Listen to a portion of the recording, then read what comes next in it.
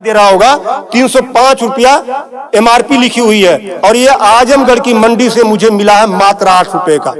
कितना percent commission आप खा रहे हो? ये ऐसा क्यों है? इस पे भी चर्चा होती है। ये देखिए आईबी सेट है जिसके माध्यम से ग्लूकोज ब्लड वगैरह चढ़ता है शरीर में, इसे कहते हैं आईबी सेट। इस पे जो एमआरपी लिखी हुई है वो 198 और यहाँ आप देख सकते हैं 198 रुपए की ये आईबी सेट मुझे पड़ी है मात्र 12 रुपए की। फिस्टर वीगो सेट लगाने के बाद जो उस पर टेप लगाया जाता है यह मुझे पड़ी है 6 से 7 रुपए की और इस पे एमआरपी 71 रुपया 50 पैसा। यहां भी आप देख सकते हैं। मैं इसलिए आपके बीच आया हूं। इसी प्रकार से बहुत सारे हजारों 2-3 हजार दवाएं ऐसी हैं जो 100 रुपए की दवा है 3000 की बिकती है। बाइकिल धागा जब आपका ऑपरेशन होता है जिससे आपका सिला जाता है वह 150 रुपए का आता है, उसकी एमआरपी 1045 रुपया आप यहां देख सकते हैं। उसी प्रकार से लंग एक्सरसाइजर 150 रुपए का आता है जिसका प्रिंट रेट है 690 रुपया। बुखार में जो पैरासीटामॉल की जो बोतल आती छोटी सी वह 50 रुपए की आती है और उसकी एमआरपी यहां आप देखें एमआरपी 522 रुपया है।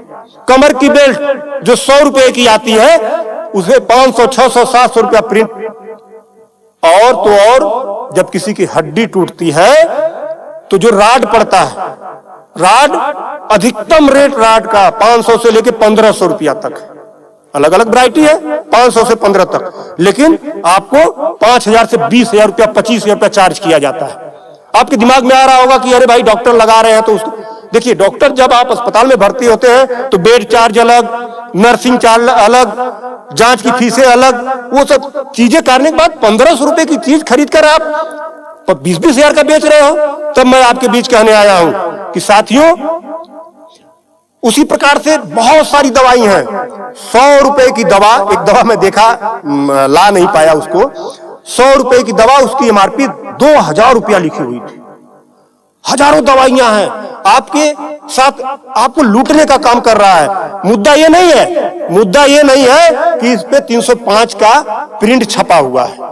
मुद्दा ये है कि इसे छपने किसने दिया?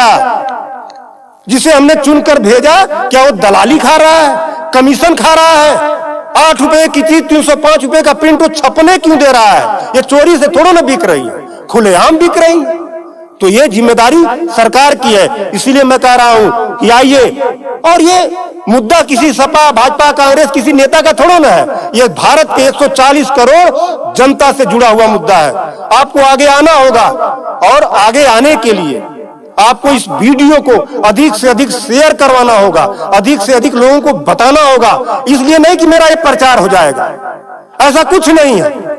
इस मुहिम को जब ये वीडियो शेयर होंगे, सोशल मीडिया एक ऐसा प्लेटफॉर्म है जिससे सरकारें हिल जाती हैं।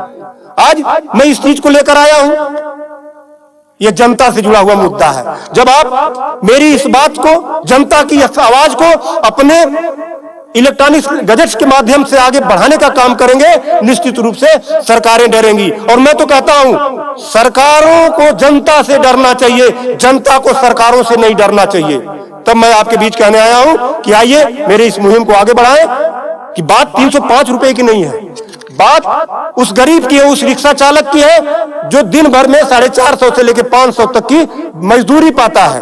अगर उसकी तबीयत खराब हुई, वो बेहोश हो गया, उसके घर वाले किसी उसको अस्पताल लेकर जाते हैं तो 305 रुपया वो अस्पताल केवल वीगो का चार्ज कर लेगा, फिक्स्टर का 71 रुपया चार्ज कर लेगा और आईबी सेट का चार्ज कर लेगा।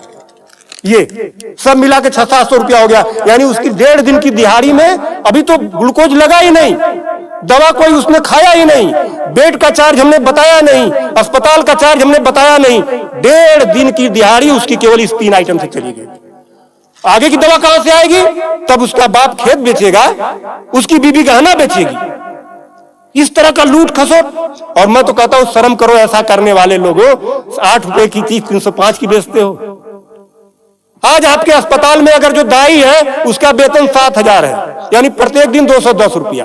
अगर उसकी तबीयत खराब हुई, वो आप ही के अस्पताल में भर्ती होती है तो उसकी 3 दिन की दिहाड़ी केवल इन 3 चीजों की लग जाती है। कुछ तो शर्म करो, कुछ तो सोचो। स्वास्थ्य, शिक्षा, सेवा का क्षेत्र है, लेकिन आपने इसे लूट का अड्डा बना दिया है। सरकारों के मिली भगत से ऐसा हो रहा है। तो मेरा निवेदन है आप लोगों से कि इस वीडियो को अधिक से अधिक शेयर करें ताकि